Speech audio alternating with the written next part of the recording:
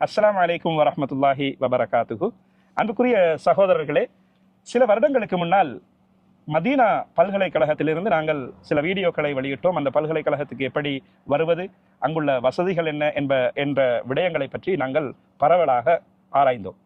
இன்றைக்கும் அதே மதீனா பல்கலைக்கழகத்திலே இன்னும் ஒரு கோணத்திலே இந்த விடயங்களை ஆராய்வதற்காக இங்கே நாங்கள் இருக்கின்றோம்.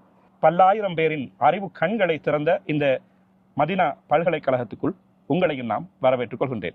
இதோ என்னோடு ஐயாஸ் அவர்கள் இருக்கின்றார். பொறியியல் பிட மாணவராக 3ஆம் ஆண்டிலே கல்வி கற்றுக் கொண்டிருக்கக்கூடிய மாணவராக இங்கே ஐயாஸ் இருக்கின்றார். ஐயாஸ், நீங்கள் சொல்லுங்கள், உங்களுடைய ஊர், எந்த ஊரில் இருந்து வந்தீர்கள், உங்களுடைய இந்த வருகையை பற்றி சொல்லிக்கொண்டு இந்த பல்கலைக்கழகம் பற்றிய மேலும் விடயங்களை உங்களோடு பகிர்ந்து கொள்வோம். வலைக்கும் அஸ்ஸலாம் வரஹ்மத்துல்லாஹி வபரகாத்துஹு. என் பேர் உமர் ஐயாஷ். என் சொந்த ஊர் பஸ்யால நாம்புலுவ. ஆனால் நான் வசிக்கிறது திஹாரில். நான் இங்கே மதீனா யூனிவர்சிட்டிக்கு 2022ஆம் ஆண்டு ஜனவரி மாதம் வந்தேன். நான் என்னோட இன்னும் ஒரு 3 பேர் வந்தாங்க. அவங்க 3 பேருமே ஒரே ஃபேக்கல்ட்டியில், எலக்ட்ரிக்கல் இன்ஜினியரிங் ஃபேக்கல்ட்டியில் தான் நாங்கள் கல்வி பயில்கிறோம், அல்ஹம்துலில்லாஹ். மேலும் சொல்லப்போனால் இன்ஜினியரிங் ஃபேக்கல்ட்டியில் 4 முக்கியமான டிபார்ட்மெண்ட்ஸ் இருக்குது. 1வது எலக்ட்ரிக்கல் இன்ஜினியரிங், 2வது மெக்கானிக்கல், சிவில், கெமிக்கல், இண்டஸ்ட்ரியல் அப்படின்னு சொல்லி 4 முக்கியமான டிபார்ட்மெண்ட்ஸ் இருக்குது இன்ஜினியர் ஃபேக்கல்ட்டி கீழே. அது தவிர சயின்ஸ் சைடில், இந்த சைட் ஃபுல்லாக சயின்ஸ் தானே இஸ்லாமிக் யூனிவர்சிட்டியில், சயின்ஸோட ஒரு அரபிக் ஃபேக்கல்ட்டியும் ஒன்று இருக்குது. முக்கியமாக இந்த சயின்ஸ் ஃபேக்கல்ட்டி கீழே இன்ஜினியர் ஃபேக்கல்ட்டி ஆஃப் இன்ஜினியரிங், அப்புறம் கம்ப்யூட்டர் சயின்ஸ், அப்புறம் சயின்ஸ் ஃபேக்கல்ட்டின்னு சொல்லி 3 இருக்குது. சயின்ஸ் ஃபேக்கல்ட்டியில் மேத்தமெட்டிக்ஸ், ஃபிசிக்ஸ், கெமிஸ்ட்ரின்னு சொல்லி 3 டிபார்ட்மெண்ட்ஸ் இருக்குது.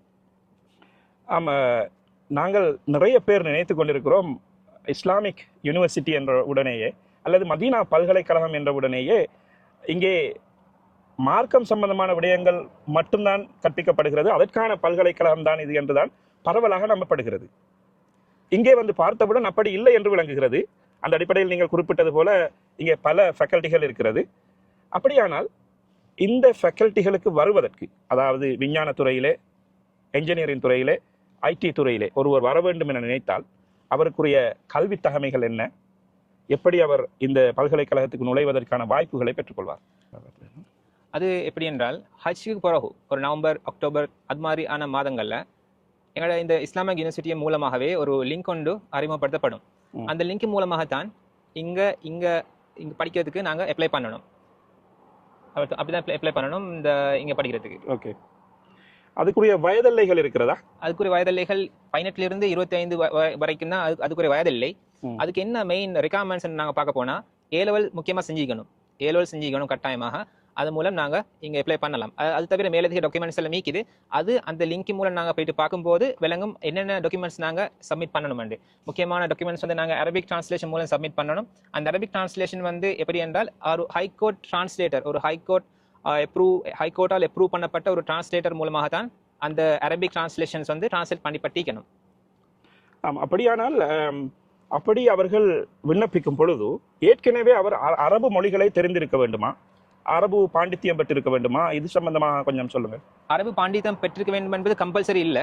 இங்கே வந்த பிறகு அரபிக்கில் நாங்கள் ஒழுங்கான ஒரு பாண்டித்தியம் இல்லாவிட்டால் இங்கே எங்களுக்கு 2 வருடங்கள் அல்லது 1 வருடங்கள் அல்லது 6 மாதங்கள் மஅஹத் என்று சொல்லப்படும் ஒரு அரபிக்கு ஒரு தனியாக நிறுவப்பட்ட ஒரு கல்வி பயிலும் ஒரு இடத்துல இங்கே, அதுவும் யூனிவர்சிட்டிக்குள்ளே தான் நிற்குது. அங்கே எங்களுக்கு படித்து எங்களுக்கு அரபிக்கு நாங்கள் பாண்டித்தியம் பெற முடியும். ஓகே, அது 6 மாதங்கள் தொடக்கம் 2 வருடம் வரைக்கும் நீடித்து செல்லும். யாருக்கெல்லாம் அவசரமாக அந்த விடயங்களை பிடித்துக் கொள்ள முடியுமோ அவர்கள் அவசரமாக முடித்துக் கொள்வார்கள். எங்களுக்கு தெரியும், இஸ்லாமிய கற்கை நெறியை பொறுத்தவரையிலே அது அரபு மொழியிலே தான் பெரும்பாலாக நடக்கிறது என்று நான் தெரிந்திருக்கின்றேன். இந்த சயின்ஸ் ஃபேக்கல்ட்டி, இந்த என்ஜினியரிங் ஃபேக்கல்ட்டிகள் எந்த மொழியிலே கூடுதலான லெக்சர்கள் நடைபெறுகிறது? சயின்ஸ் ஃபேக்கல்ட்டி என்று பார்க்க போனால், சயின்ஸ் ஃபேக்கல்ட்டி எங்களோட சயின்டிஃபிக் பாடங்கள் அனைத்துமே இங்கிலீஷில் நடக்குது. பட் ஆனால் அந்த பொதுவான பாடங்கள், அதாவது உதாரணமாக தாரிக் மம்லகா என்றால் இந்த சவுதியுடைய வரலாறு மற்றும் ஃபிக்ஹ், அகீதா, சுன்னா சீரா, அது மாதிரியான பொதுவான பாடங்கள், அரபிக் சைடில் பாடங்கள் அரபிக்லாம் கற்பிக்கப்படும். எங்களோட ஃபேக்கல்ட்டி ஆஃப் சயின்ஸ் சைடில் அரபிக்கு சம்பந்தம் இல்லாத பாடங்கள், அதாவது சயின்டிஃபிக் பாடங்கள் அனைத்துமே இங்கிலீஷ்லாம் கற்பிக்கப்படும். ஓகே, அதே போல் அகீதா, சுன்னா சீரா, ஃபிக்ஹ், குர்ஆன், லாங்குவேஜ் ஸ்கில்ஸ்னு சொல்லப்பட அந்த பாடங்கள் அனைத்தையும் நாங்கள் அரபிக் மூலமாக தான் படிக்க வேண்டும். இங்க நாங்கள் ஃபேக்கல்டி சயின்ஸ்ல இருந்தாலும் அரபிக் மூலம் தான் படிக்க வேண்டும். நாங்கள் குர்ஆன்ல அம்ம ஜுஸுல இருந்து கது சமி அல்லா ஜுஸு வரங்காட்டியும் நாங்கள் இங்க ஃபேக்கல்டி சயின்ஸ்லேயே நாங்கள் படித்தாலும் நாங்கள் அதனை மரணமிட்டு நாங்கள் தஜ்வீதின் முறைப்படி நாங்கள் மரணமிட்டு கொடுத்தால் தான் எங்களுக்கு டிகிரியே வழங்கப்படும். அப்படியா? அப்படியானால் குர்ஆனின் பல பகுதிகளை நீங்கள் மனனமிடும் பொழுதுதான் இந்த கல்வி கற்கைகளை நீங்கள் நிறைவு செய்தாலும் உங்களுடைய சான்றிதழ்கள் வழங்கப்படுவதற்கு அது ஒரு தகமையாக கொள்ளப்படுகிறது. எங்க டிரான்ஸ்கிரிப்ட் கிடைக்கும். கடைசி டிரான்ஸ்கிரிப்ட்ல குர்ஆன் அண்ட் சொல்லி எல்லாம் எங்க டிரான்ஸ்கிரிப்ட்ல எங்களுக்கு ஒரு அந்த அந்த புள்ளிகள் இடப்பட்டு தான் இருக்கும் கடைசி டிரான்ஸ்கிரிப்ட் யூனிவர்சிட்டி டிரான்ஸ்கிரிப்ட்ல. ஓகே, அடுத்ததாக இப்படி நீங்கள் வருகின்ற பொழுது நான் நினைக்கின்றேன் உங்களுக்கு ஃபுல் ஸ்காலர்ஷிப் கிடைக்கும் என்று சொல்லி. அப்படியானால் அப்படித்தானா? நிச்சயமா. ஆமாம். அப்படியானால் இங்கு உங்களுக்காக வழங்கப்படுகின்ற இந்த மாணவர்களுக்காக வழங்கப்படுகின்ற சலுகைகள் என்ன? அல்ஹம்துலில்லாஹ், ஒன்றாவது நான் அல்லாஹ் புகழ்ந்துக்கணும். அல்லாஹ் எங்களுக்கு இந்த வாய்ப்பு எங்களுக்கு தந்ததுக்கு அல்ஹம்துலில்லாஹ். ஒரு ஸ்டூடெண்ட்டாக எங்களுக்கு இங்கே பார்ட் டைம் வேலை செய்ய முடியாது. அதுதான் சவுதி சட்டம். ஒரு ஸ்டூடெண்ட் விசா இருக்கிறவங்களுக்கு இங்கே பார்ட் டைம் வேலை செய்ய முடியாது, தடை. ஆனாலும் இங்கே சவுதி இந்த கவர்மெண்ட் மூலம் எங்களுக்கு இந்த யூனிவர்சிட்டியால் ஒரு மந்த்லி ஒரு ஸ்டிபெண்ட் வந்து தருவாங்க அல்ஹம்துலில்லாஹ். அது தவிர யூனிவர்சிட்டியால் நிறைய சலுகைகள். இப்போ இது குறிப்பாக இது ரமதான் மாதம். இந்த ரமதான் மாதத்தில் வெள்ளிக்கிழமை தவிர மற்ற எல்லா நாட்களிலுமே குறைஞ்சது ஒரு 7 லக்ஸை பஸ் யூனிவர்சிட்டியாலே எங்களுக்கு தருவாங்க. உம்ரா போகிறதுக்கு ஃப்ரீயா, உம்ராக்கு டெய்லி போகிறதுக்கு ஃப்ரீ.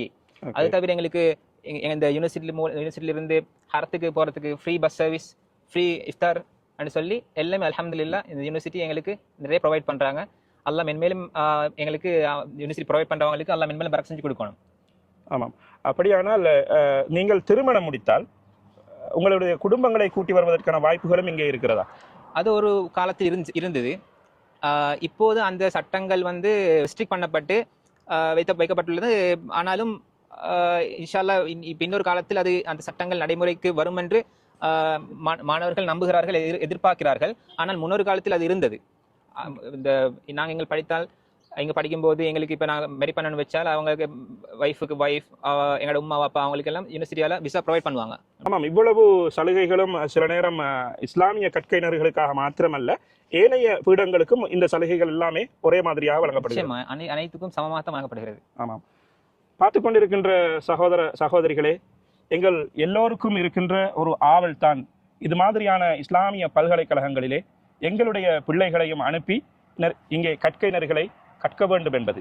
அது இஸ்லாமிய ஷரியா துறையாக இருக்கலாம் அல்லது ஏனைய துறையாக கூட இருக்கலாம். அதற்கான தளம் இங்கே மதீனாவிலே இருக்கிறது. அதுவும் உங்களுடைய பிள்ளைகள் தெரிவு செய்யப்பட்டால் இலவசமாகவே அவர்களுடைய கல்வி இங்கே புகட்டப்படுகிறது. மிகப்பெரியதொரு சந்தர்ப்பமாக இதை ஆக்கிக்கொள்வோம். இந்த பல்கலைக்கழகத்துக்கு நுழைவதற்கான வாய்ப்புகளுக்குரிய லிங்குகள் ஹஜ் முடிந்தவுடன் வெளியாக்கப்படும். நீங்கள் அவைகளை கவனித்து அந்த ஏதாவது வெப்சைட்டுகள் இருக்கிறதா? அதாவது university website, Islamic university of Medina என்ற வெப்சைட் மூலமாக தான் லிங்க் டச் பண்ணால் அந்த Islamic university of Medina admission டேப்ல ஓப்பன் ஆகும் அந்த லிங்க். இப்போ அந்த டேப் வந்து இப்போ முந்தி தான் அது இஸ்லாமிக் யூனிவர்சிட்டி டிரெக்டாக புள்ளைகளை சாய்ஸ் பண்ணாங்க ஆல் ஓவர் த வேர்ல்டு. இப்போ வந்து ஸ்ரீலங்காவில் உள்ள யூஜிசி மாதிரி எல்லா யூனிவர்சிட்டியும் ஒரு தளத்துக்கு இருக்குது. அந்த தளத்துக்கு தான் நாங்கள் அப்ளை பண்ணணும். அந்த தளத்தின் மூலமாகத்தான் எல்லா யூனிவர்சிட்டியும் அவங்க புள்ளைகளை செலக்ட் பண்ணுவாங்க all over the world. Link வந்து அண்டர் த எஜுகேஷன் மினிஸ்ட்ரி கீழே இருக்குது. ஆம், அதாவது எஜுகேஷன் மினிஸ்ட்ரிக்கு கீழாக இப்பொழுது எல்லாம் இணைக்கப்பட்டிருக்கிறது. லிங்குகளை நீங்கள் இணையதளங்களினூடாக போய் பார்த்து கொள்ளுங்கள். இந்த அரிய பல தகவல்களை தந்த சகோதரர் ஐயாஸ் அவர்களுக்கும் எங்களது கேமரா பிடிப்பிலே இருக்கின்ற சகோதரர் இஸ்ஹாக் அவர்களுக்கும் மதீனா பல்கலைக்கழகத்திலிருந்து நாங்கள் நன்றி கூறியவர்களாக மீண்டும் ஒரு இதுபோன்ற நிகழ்ச்சிகளை உங்கள் அனைவரையும் சந்திக்கும் வரை உங்களிடமிருந்து விடைபெற்றுக் கொள்கின்றேன். நான் உங்கள் ஹிஷாம்.